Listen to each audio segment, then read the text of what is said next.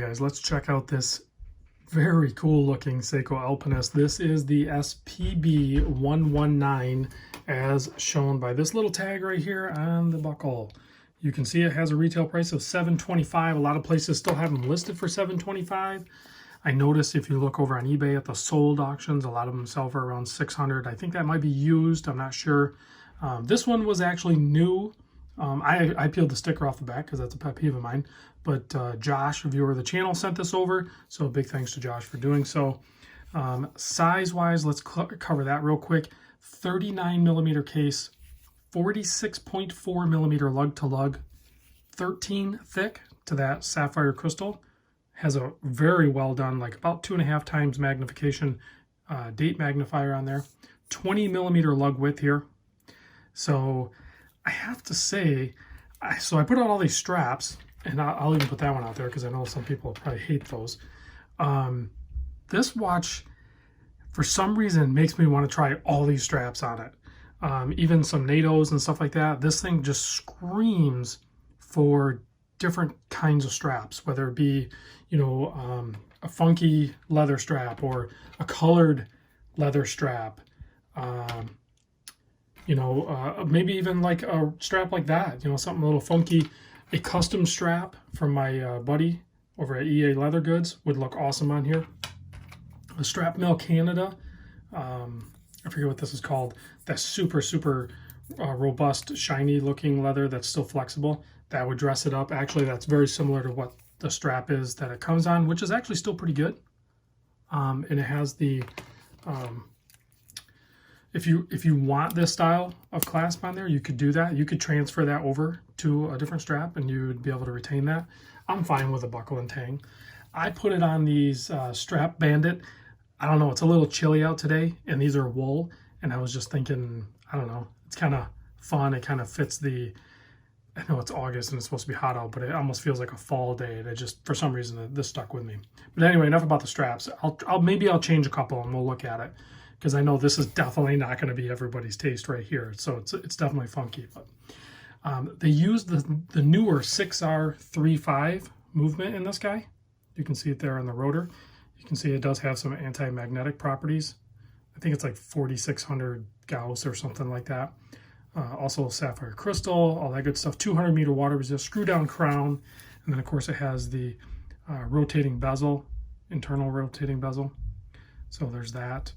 And then the really cool looking cathedral handset there you can see. And that dial's a little more dynamic. I don't know if I can capture it in these studio lights. It has a little bit of a pearl effect to it, but not a ton. It's definitely like an off-white cream. And then the chapter matches really good. The handset with the Seiko Lume actually kind of blends in nicely with it. Applied indices, and then the Lume plots are going to be out there just past those applied triangles and then Arabics. And then of course that handset, that's iconic to the Alpinist line. So there's a close-up look at it. Non-signed crown, nice display case back, still holding the 200 meter water resist.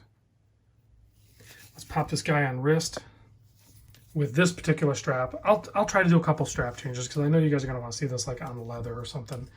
I think it looks cool on this. It's definitely different or funky, if you will. I don't know if it's really funky as so much as it is like just different, I guess. I'm digging it. It's super comfortable on these. I'll put a link to these straps in the description.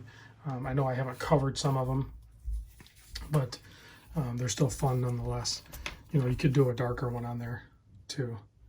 So, all right, let me switch them out. On a more traditional brown leather with the white stitching. This is from EA Leather Goods, and you can get a hold of him through the Instagram.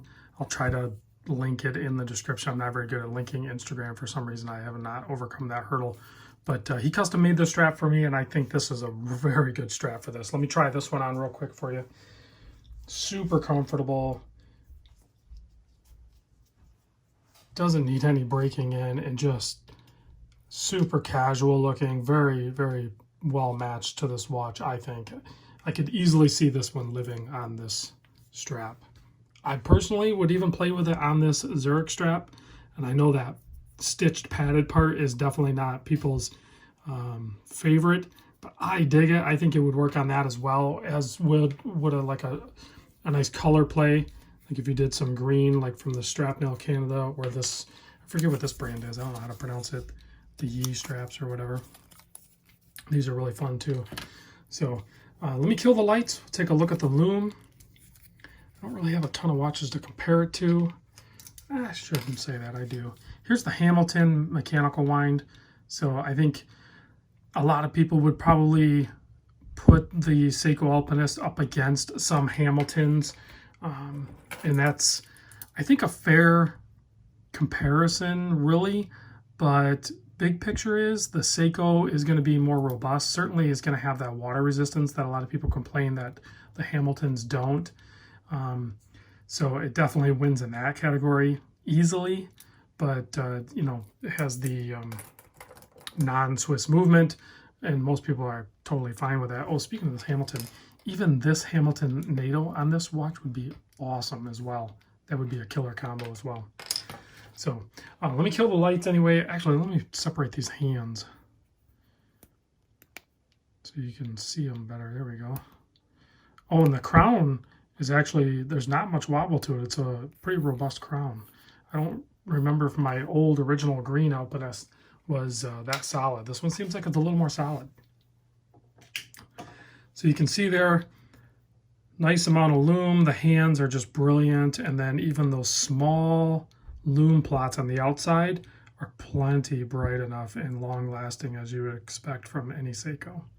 So there wouldn't be any way to really orientate the watch if it wasn't on your wrist as far as where the 12 o'clock is. It would be cool if maybe they did a couple of dots or something a little bit larger up at the 12. But typically this watch is going to be on your wrist if you're out exploring using the Alpinist. So, all right, guys, thanks for watching. Big thanks to Josh. Wow, sorry, Josh, for sending this in. And I'll catch you on the next vid.